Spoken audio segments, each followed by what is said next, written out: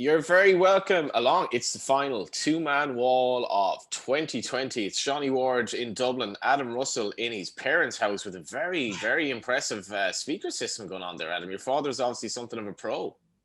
Yeah, to be fair, I might film here more often. To be honest, with Hmm. this microphone and setup, compared to my flat, it's the real deal.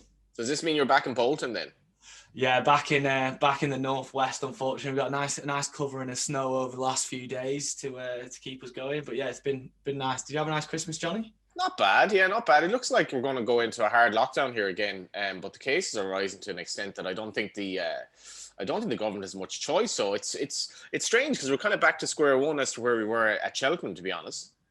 Yeah, and even to the point that they're looking at this 2 week circuit breaker for the Mm, football and everything. So, to be honest, I'm actually looking forward to 2 weeks without football. I think the rate at the minute, it's just game after game after yeah, game. It's constant. So, I think a couple of weeks without it, just while we try and get the cases here around here to settle down. I think particularly with the outbreak at Man City and now at Fulham, it's not great PR for the Premier League to mm. be having all these cases when we've got ambulances queuing up outside hospitals and stuff. So I kind of see why they'll make that decision. So yeah, I expect we'll find out more about that over the next few days. I think from a punting perspective as well, it kind of makes games a little bit unpredictable in that we were talking about West Brom pre-show because they were excellent against Liverpool, but it's very hard to back that up then a couple of days later, and obviously they get battered by Leeds. And I think Manchester United have been slated for their inconsistency and all that. But I do think in the COVID situation with all the compressed fixture list, it is actually hard to maintain consistency at this level as well. Well, you say about Manchester United, but they're sort of quietly going about the business now. They're actually unbeaten in the last 10 in the Premier They League. are. The last time they lost was against Arsenal. So if they can keep that level of consistency, for me, they're banging the title race now. It looks so close. Like obviously with Liverpool drawing against West Brom at the weekend, it's just brought that back into it. Man City now, they're 6 points back with a game in hand. So they win their game in hand and all of a sudden they're 3 points behind Liverpool. So they're definitely in it. And we said a few weeks ago on the show, we said Tottenham are definitely in it. They're not going anywhere. And then they haven't won Mm. since. It's So it's it's mad. Like I was saying on the radio in Ireland a while back, I was like Manchester United could challenge for the league next season if Man City kind of aren't at the level they were. And I had to look back on WhatsApp to see when I sent that, and it was actually in June. Like it was only a few months ago. So it just seems like my whole concept of time has been completely skewed. And I'm not sure if they will be bang there at the end, but I think just they have a lot of players to bring in to change things offensively if needs be. Like to bring on Pogba and Cavani there 2 games ago. Who was that against? Let me think. I've been actually watching them a bit. They played Everton, then they played Leicester. Yes, they brought on the two of them against Leicester, nearly won that game. Obviously, a massive win last night as well. So it is going to get interesting. yeah, I think it's going to get very interesting. I think obviously Liverpool are still not really over their injury problems. They seem Mm. to have a few in, few out. We've really not seen like Thiago, for example. We've barely seen him. So if they're struggling to keep their players fit, it brings everyone else into it. That's a key point as well, because in the West Brom game, it was essentially injuries that forced them to make changes in the game that sort of screwed them over. And I know it wasn't a good result, but they've had a lot of bad luck with injuries, to be fair to them. Yeah, and I think all things considered, they've obviously done really well to kind Mm. of respond the way that they have. I just think that the circuit breaker might actually come at a really good time for them. Just It give them might. 2 or 3 weeks to get some bodies back, give people a chance to recover and rest, and come back in a few weeks' time. But without that, then I still think they're the favourites. And we said this many times on the show that they're in pole position. But I do think that City are definitely in it for me. I think they'll put together a run at some point where they win 6, 7, 8 on the spin, go unbeaten in 10, 12 games. So I think they'll be there or thereabouts. I think we're going to talk about Tottenham later in the show. I've just been really disappointed with them in the last few Mm. weeks, especially since we said like They're too negative, Adam. They're too thank negative in you, games when they're ahead. thank Like, you. just go on and win the game. Don't be sitting back and trying to hold on. I sort of get it if you're a vastly inferior football Mm. team to your opponent, and kind of like West Brom was at Liverpool. They even at 1-0, they still sat back and they were waiting for their one opportunity to get back into the game. But if you're Tottenham, the amount of quality you've got in that team, sitting back and waiting for your opportunity against Wolves, for example, went up 1-0 up early and sat back and was happy to sort of soak up the pressure. And in the end, it paid. Wolves get their equaliser, and instead of going away with what should have been a good 3 points, they've only gone back with a draw. So I do think Jose just needs to just unleash the reins a little bit, give them a chance, let them go out there and try and score a few goals. They've obviously got Leeds at the weekend. That'll be fascinating. Talk about a clash of styles, like.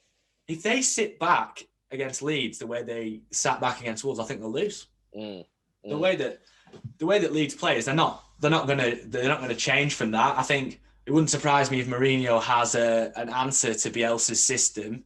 But if they sit back and invite pressure against Leeds, Leeds will score at least a couple of goals. So I do think Spurs need to make a bit of a statement this weekend. They need to put in that kind of performance that puts the others on notice and lets everyone know that yes, they can sit back and soak up pressure, but also when they need to be in control of the game and take the game to the opposition, that they can do that as well. Absolutely. We'll talk a bit about your beloved Bolton and their prospects for 2021 before the end of the show, as well as a few odds that we're going to mention in terms of the Premier League. But we're going to have our highlights of 2020. I think 2020 was like one of the worst years ever in many respects. Now, there were positives as well. I think globally, we looked at changes to our lifestyle. I think that might help the climate and might help, humanity going forward. But it's hard to kind of focus on all that now since we're going into yet another lockdown or whatever. But on a football perspective, what were your highlights? And I know you have a few. Well, I think it's been a good and a bad year for football, like you say. I think obviously we had the mid-season break and everything that came with that, and for a while like, we may never get next season finished. So I think a lot of credit has got to go to the competition organisers for managing to get the seasons completed, cup competitions, the Champions League, the Europa League, the Nations League, which they finished for God knows what reason. But we've got it all in, and I think the one thing that's sort of come out of the whole COVID situation for me with footballers is we seem to see a lot of them now taking a lot of social responsibility as well and getting more involved off the pitch. I feel like Raheem Sterling set that example sort of a couple of years back with the way he handled the racist chants and racist newspaper headlines and things like that. And obviously this year, the way Marcus Rashford has come in and picked up the mantle on child food poverty and just... I thought that was actually phenomenal in the sense, grand he's in a privileged position, but he wasn't always in a privileged position. And like the Black Lives Matter movement, a lot of it is kind of, it's I'm not going to say it's tokenistic, but it's not going to necessarily make changes. Whereas what Rashford did makes massive changes to the lives of so many kids day to day. Yeah, and obviously, politically speaking, it's never great to go against a Premier League footballer on any issue, let alone the issue of whether we should let children go hungry during the school holidays. So I think, obviously, for me, that was one of the footballing highlights of the year. Obviously, sure.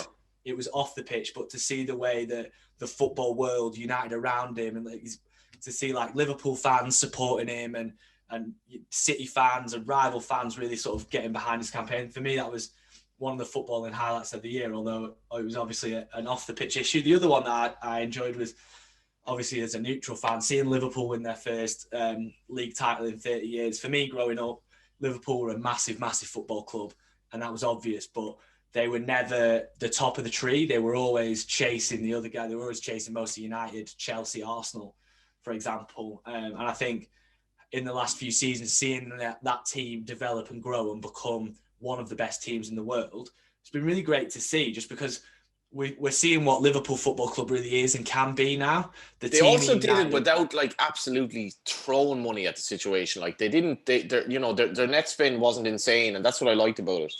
Yeah, they spent the Coutinho money brilliantly on Alisson and Van Dijk. And I think, but just the spirit of the club now, I think a lot of the stuff they do off the pitch is fantastic. Like they've done a lot of really good work with one of their principal sponsors is Nivea. They do a lot of great content. You might have seen recently, Sadio Mane visited a Down syndrome fan who volunteers at a food shelter. And he ends like now he's doing this celebration for him, and just those little things around Liverpool at the minute. I think what Klopp has done is not just transformed a football team, but transformed a football club and kind of resurrected it to kind of back where it was. And I think that have if Liverpool are strong, English football is strong, in my opinion. Yeah, I think Jordan Henderson is kind of epitomises that as well, and the stuff they did with Sean Cox, who was obviously horrifically injured. I think that resonated greatly in Ireland, where Ireland has massive Liverpool support going back to the 80s and I guess to a lesser extent the 90s, and that's why I'd like to say as well, Liverpool win the league. Just my brother got me into football, and we were all big Liverpool fans growing up, and you know he was a little tiny boy when they won the league, and this year was massive for him. And I think as much as it was like a strange celebration without the fans, just that night on Sky Sports and all the clearly like happy and somewhat drunk Liverpool greats enjoying the occasion, was a special night in lockdown. Yeah, and obviously like seeing Kenny give them hand them the trophy and everything, it was just, yeah, even as a neutral fan, you got to tip your hat to them and everything that Klopp's done there to turn that football club around. Picked another one out. Maybe not the best for you and I as an Ireland and an England fan, respectively, but seeing Scotland qualify for the Euros was another like sort of really big moment for me this year. I think the tournament will be better for having the Scots there. Absolutely. Especially with them being in England's group and us having that meeting in the summer. I think that's going to be a really good sort of day in Britain, and it's going to be hopefully be a good game and competitive, but obviously hopefully for an England win. But I think, yeah, seeing those guys qualify, I think they've got a really good squad now. It's one of the better Scotland squads I've seen in my lifetime.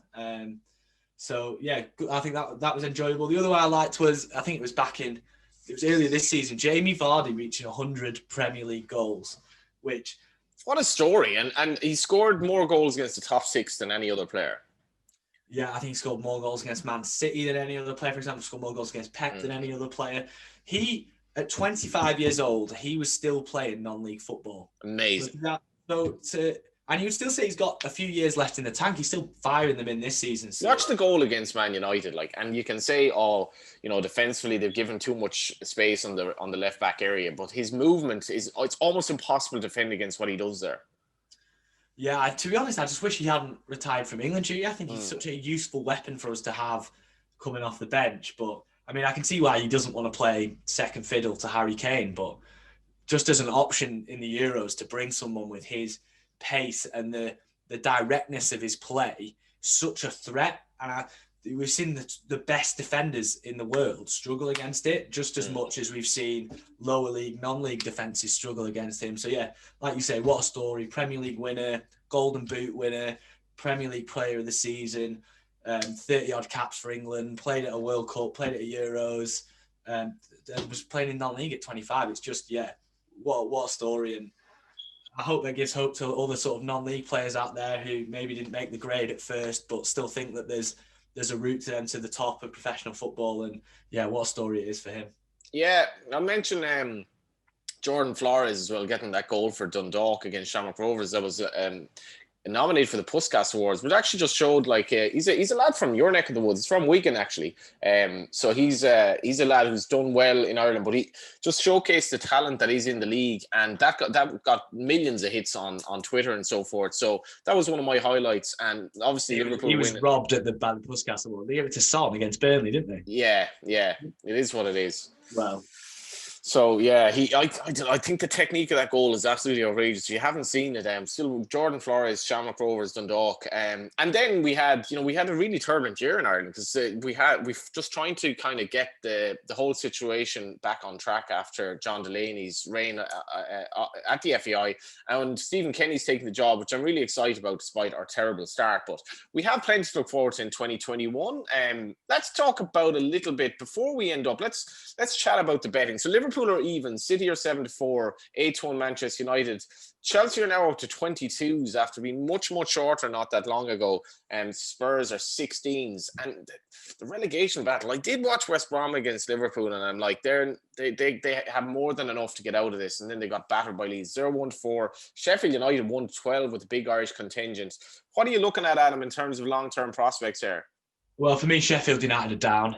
There's not much hope for them. They still haven't won a game yet. I think the record for not winning a game is like 16. They've opened 16 games, so they're on for that. They're arguably on for the lowest points total. I think they're as good as gone. As for West Brom, when Sam came in, I said to you, obviously, as a Bolton fan, like Big Sam is the man. Like you won't hear a bad word about Big Sam from me. I'm just not sure with that West Brom squad that he's got enough to go with. A lot of the other squads, when he came in to sort of try and save them, he had a lot more quality to work with.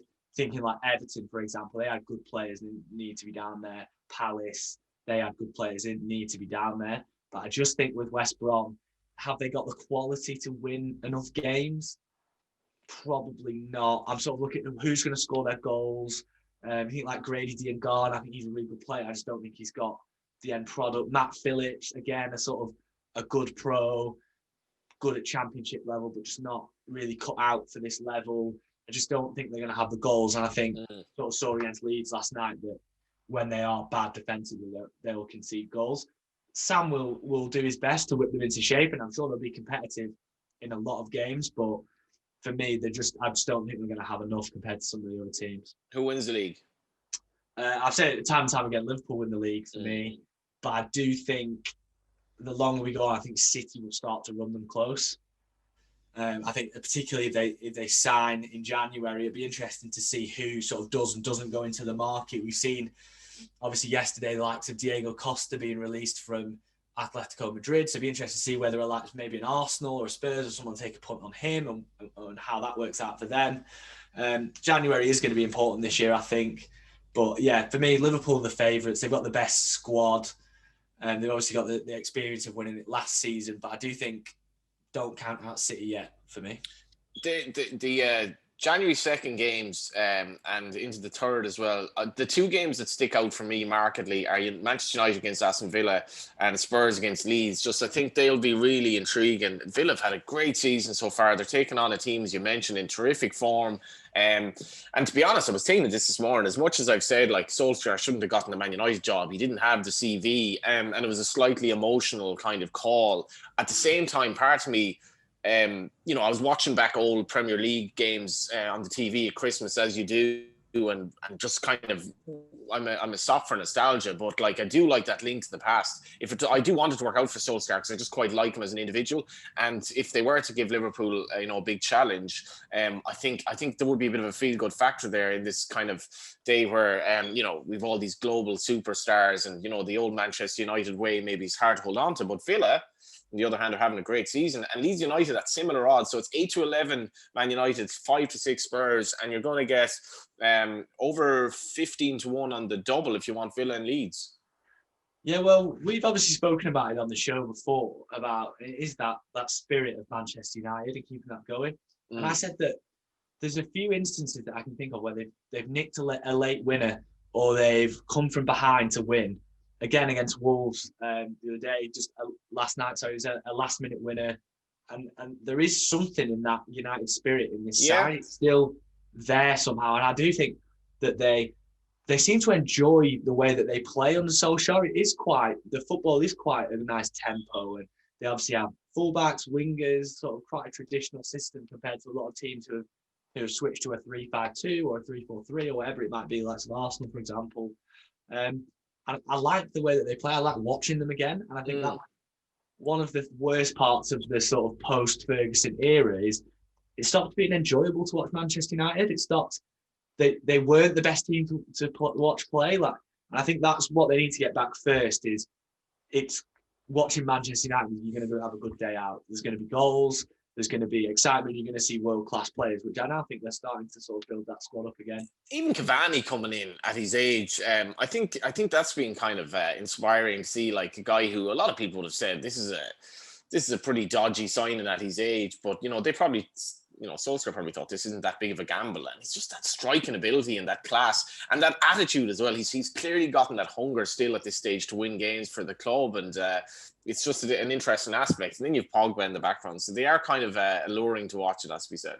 Yeah, with Cavani, I think he's the only striker that they've got that tries to get into those sort of traditional goal-scoring positions, like across the front post, a tapping at the back post, in and around the 6-yard box. I think with Rashford and Martial and Greenwood, they sort of lack that to an extent. They sort of start wider and they like to cut inside. So I think having that option to be a bit more direct and get the ball into the box and have a traditional centre forward making those runs is only going to help them. The game against Villa, though, is a really interesting game, I think, isn't it? Obviously, Villa have been one of the surprise packages of the season. And to see how sort of far they've come since the end of last season, they obviously only stayed up by a point. So they weren't the best side last season by any means. But to see them this season are completely different. I watched them against Chelsea the other day. I thought like the likes of John McGinn was superb. Like I think he looks like he's back to his best now. He obviously had some struggles with injury sort of the end of last season. I think if he can hit his top form, he'll sort of take some of that pressure off Grealish a little bit as well. They've also got Barkley to come back in. I do think they've got a really good side there. Unbeaten in their last 5. They only conceded 1 during that period. So I'm not predicting a particularly high-scoring game at Old Trafford tomorrow. It could be a low scorer. United to win to 0. That's 5-2. I like that at the minute.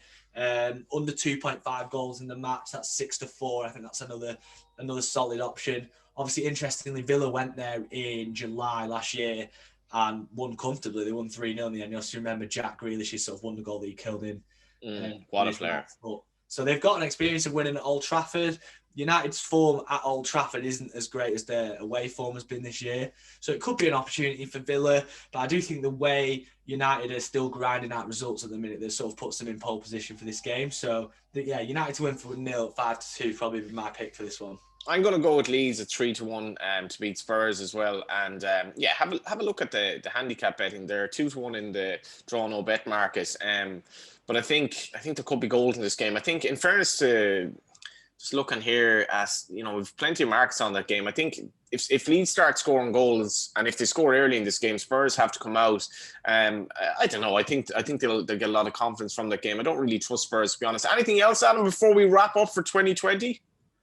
No, I think, yeah, like you said, Leeds Tottenham's going to be interesting. I think it could be a scorer, but then we've got that is, will Tottenham sit back? There's going to be that discussion as well. Both teams to score, that's 4-9 at the minute, so it's a reasonable bit of value there. The other one I liked was Leeds half-time, Tottenham full-time. That's 18-1 with starsports at the minute, which is a fairly big price. I could sort of see Leeds getting off to a bit of a flyer, scoring an early goal maybe, catching Tottenham off guard, and then sort of forcing Tottenham to come out of their shell a little bit and then be more attacking. So I'm going to lay Leeds for you. I'm going to take Spurs. I think Spurs will get it done. So I'll go Tottenham to win. I'll have both teams to score, and I'll have the man Harry Kane score anytime at 3-1.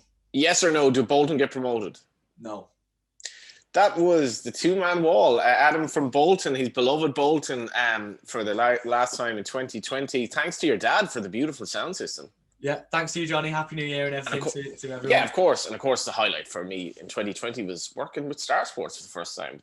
The likes of Adam, William Kajani, Jordan, all these greats. We shall chat to you next year.